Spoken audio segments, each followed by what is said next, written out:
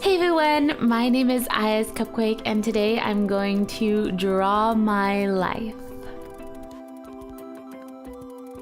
It all started with my mom and dad. On March 19th, 1988, they had me, Tiffany Michelle Garcia. I was the baby in the family and had a brother that was 2 years older than me, and his name was Anthony. When my mom had us, she decided she wanted to stay home and take care of us. My dad used to work as a pressman and bring home the bacon. Bacon.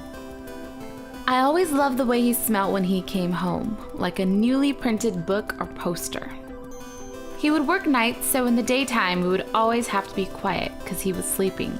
That was a problem for me because I was a really loud little girl. I wasn't trying to be loud, it was just my personality. My parents would call me Vavoom and say I could knock down walls with my voice. Sometimes my dad would wake up and yell at me to be quiet, but I would never cry. I was a pretty tough cookie. As a child, my mom wanted to keep me active, so she got me into modeling. I loved all the lights and the shoots we did. I loved the camera.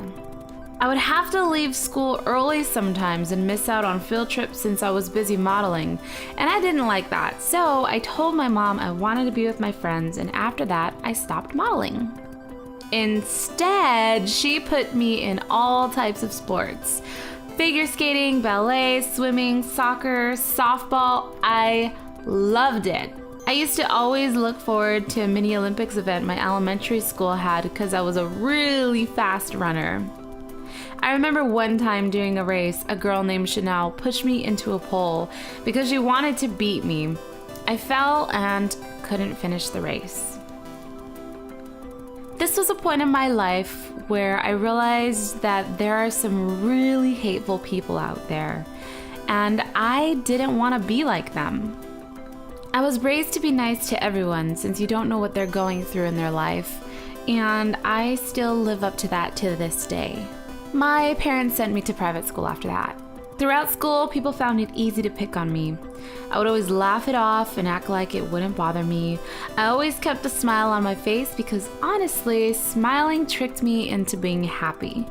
Deep down, their words were really hurtful. But I kept my head up and grew stronger from my experiences. My brother was a really big influence to me. I was that annoying little sister that wanted to do everything he did.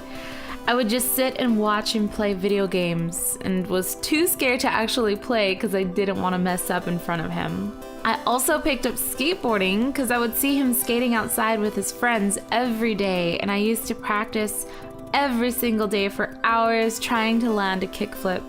I had these really huge potato-looking shoes and a ton of bruises on my shins and legs from the board hitting them. I'll never forget the day I landed the kickflip on the grass. We used to always carry a camera with us to try and make films of us skateboarding.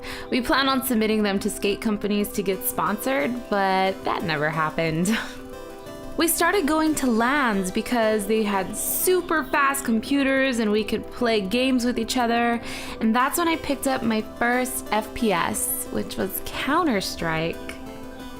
From there, a whole new world was introduced to me: PC games. I also found a love for drawing. My brother and I used to play this game where we would draw a squiggly line and the opposite person would have to draw something out of it. And I think it was really awesome because we could just be so creative and draw the weirdest things. I continued to draw throughout high school and made tons of friends because I was in all sorts of sports and I was so active in school. I was a social butterfly, and I didn't confine myself to one group of friends because I wanted to be friends with everyone. This was great because I knew tons of people, but was really bad in the end because once I was done with high school, none of us really kept in touch. But I wasn't alone. During my junior year, I started talking to this boy I met on MySpace. We had a lot in common and became boyfriend and girlfriend. His name is Mario. Mario and I stood together throughout the rest of my high school years and all the way through college. In college, I had a part-time job as a lifeguard. It was a really boring job, just sitting on a tower all day, watching, waiting for something to happen. It was really boring. And out of the 6 years that I was a lifeguard, I only had to rescue someone twice. But it was a pretty awesome feeling to make a difference in someone's life. I knew I didn't want to be a lifeguard for the rest of my life, so I decided to try to get an internship. I still wasn't sure what I wanted to do with my schooling, so I interned at Cartoon Network for 1 semester. Although I love cartoons, I realized that an office job just wasn't for me, and I had no idea what I was going to do now. Then I was introduced to YouTube.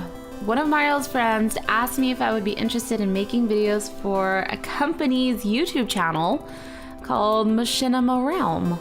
I had no idea what I was getting into, but I wanted to give it a try. I felt like I wasn't that interesting and that no one would want to watch me. Surprisingly, people did. I was super shy and it felt so weird to talk into a mic, but with all of your love and support, I became more comfortable and let my true personality shine through. I graduated college with a Bachelor in Fine Arts, and after I graduated, I decided to continue YouTube till I found a job. My parents and Mario were really supportive, and after 7 years of being together, Mario asked me to marry him. Finally! A year later, we were married and had a kitty family. No babies though. No, we're not planning on having babies anytime soon. I never really looked for a job because making videos made me so happy. My love for making videos grew immensely, and I've made so many new friends all over the world, and I've learned so much about myself and who I am. I never realized that I can make a difference in so many people's lives, but I wanted you all to know that you have all made a difference in my life. Although we may never meet or never speak, you have made a difference and are a permanent part of my life. I'm so thankful and happy, and I don't know where this will take me, but we are here now, together, helping each other grow. Thank you so much for watching. I will see you all later.